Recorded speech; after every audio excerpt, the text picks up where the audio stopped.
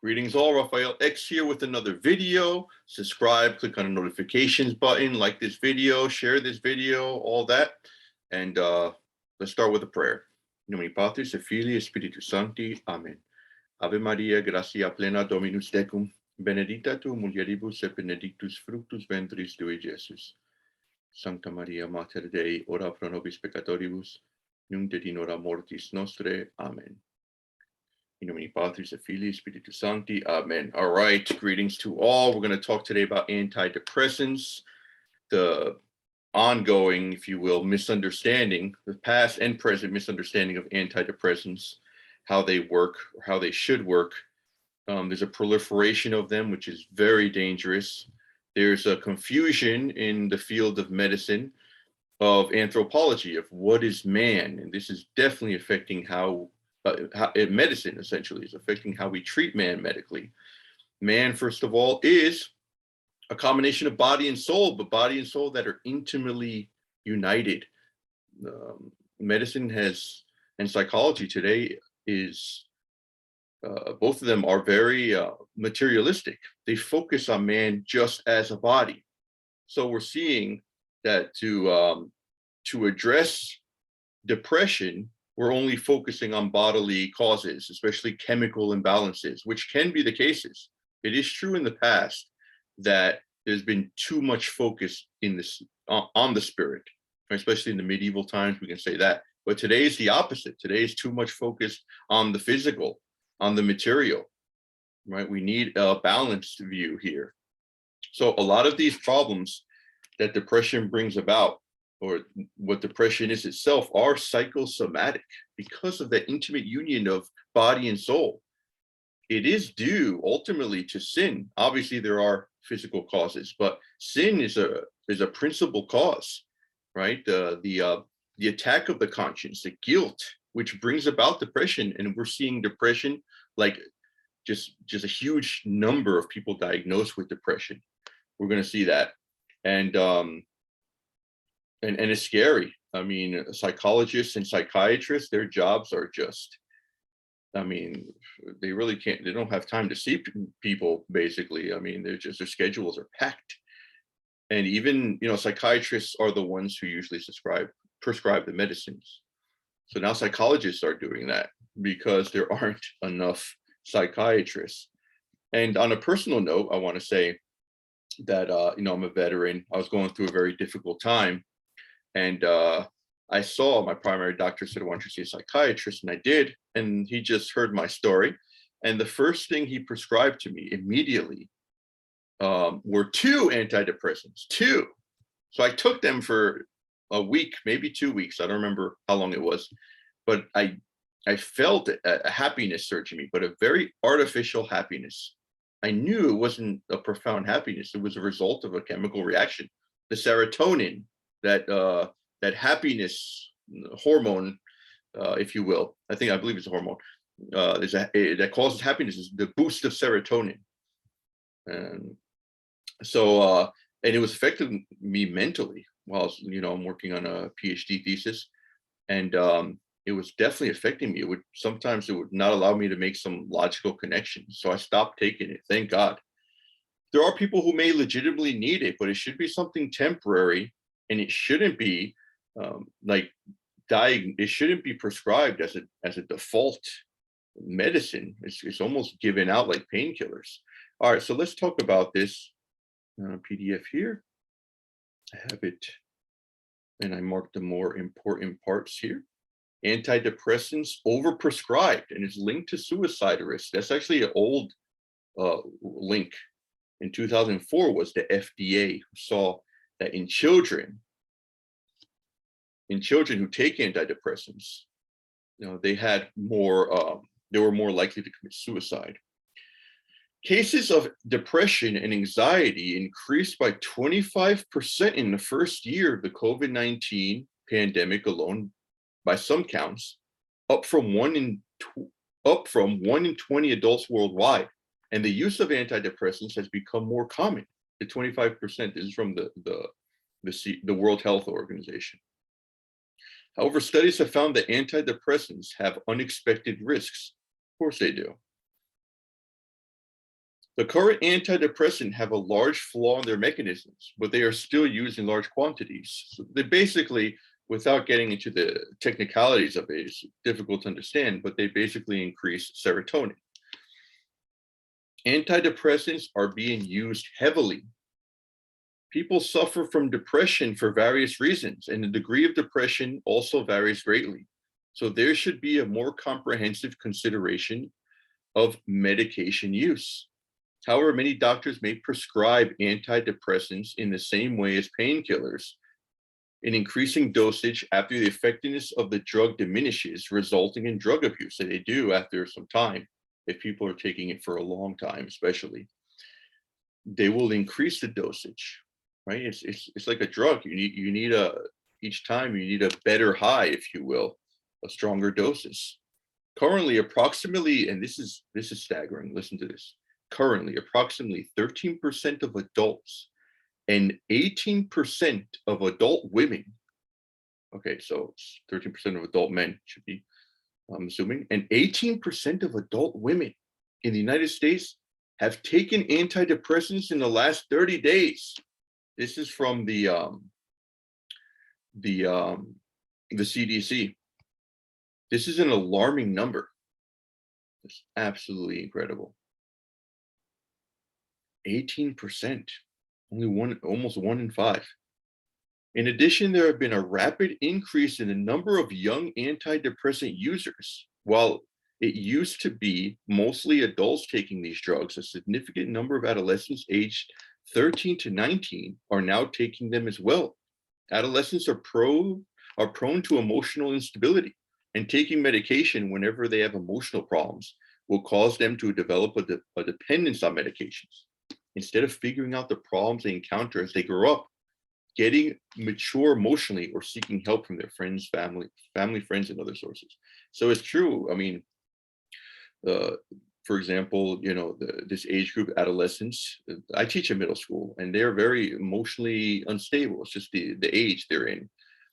And instead of working out with their problems, and this comes from the parents and the family as well, kind of from a lack of patience.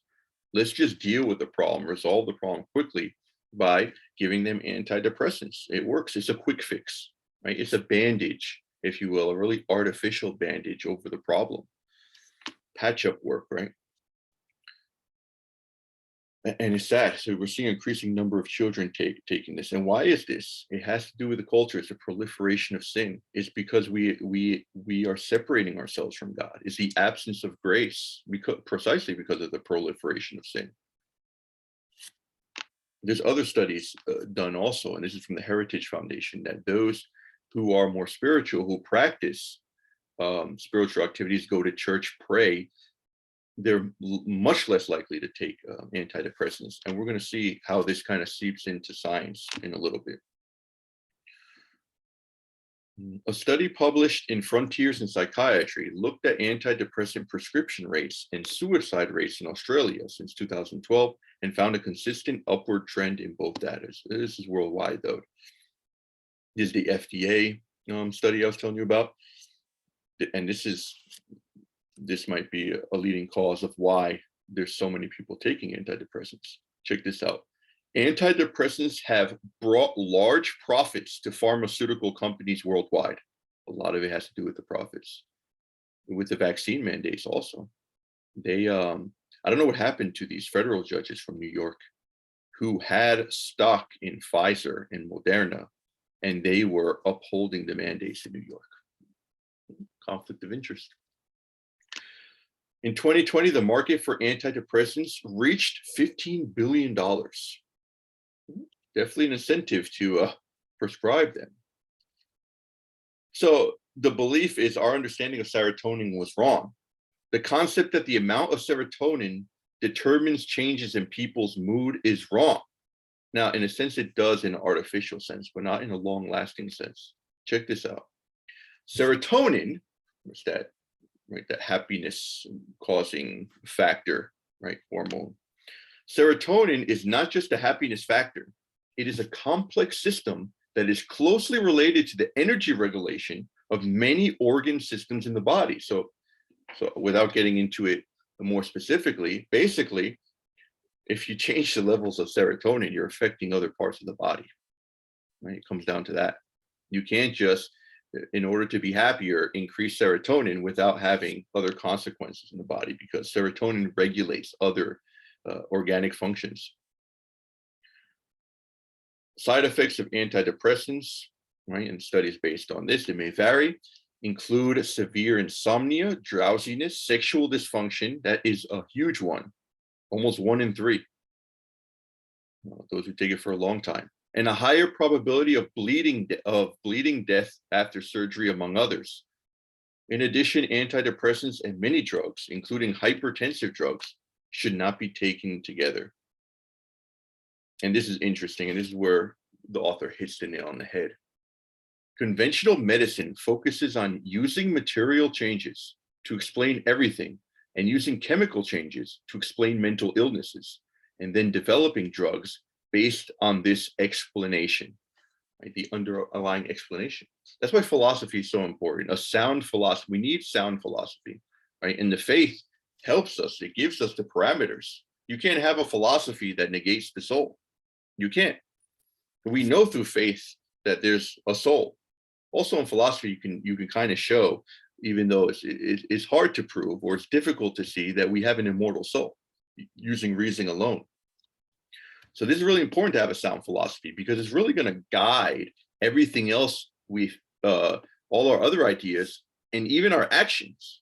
You cannot have a good praxis.